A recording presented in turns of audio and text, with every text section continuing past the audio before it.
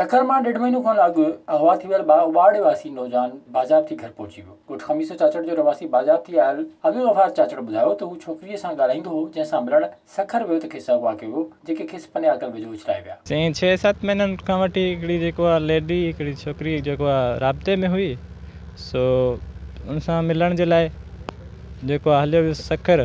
उतां मां जेको खॼी वियुसि, मूंखे अगवा कयो ऐं तक़रीबन उते मां जेको आहे 45 ॾींहं उते अगवा रहियुसि। 45 ॾींहं गुज़रण बावजूदि उन खां पोइ जेको आहे मूं जन जेको आहे क़ुर किताब खयो ऐं राॼूणे तरीक़े सां पंहिंजी क़ौमियत जे हिसाब सां पोइ उन्हनि मूंखे जेको उतां खणी राति जी ऊंदाही में उन्हनि मूंखे अची जेको आहे पने उछलियो। नौजवान जे वालिद ॿुधायो त पुट खे जाजूनी कोशिश ज़रिए आज़ादु करायो आहे, खेनि पुटु नओं थी वियो आहे। न साईं, भूंगो न भरियोसीं। असां राॼोणे तरीक़े सां सरदारनि ॾे हेॾे होॾे घुमियासीं फिरियासीं। वरी क़ुर किताब खणी मां रवानो थी पियो मेरी कच्चे वारनि ॾे। कंहिं महिल तूं कंहिंखे ॾेखारां, कंहिं महिल कंहिंखे ॾेखारां, सम्झे न। मां अॼु हिते ई सारो ॾींहुं घर रहियोसि। ख़बर इहा पई त मुंहिंजो नंढड़ो हिते पहुची वियो घर में। विज़िट कयो अवामी आवाज़ मीडिया ग्रुप जी वेबसाइट awamiawaz.pk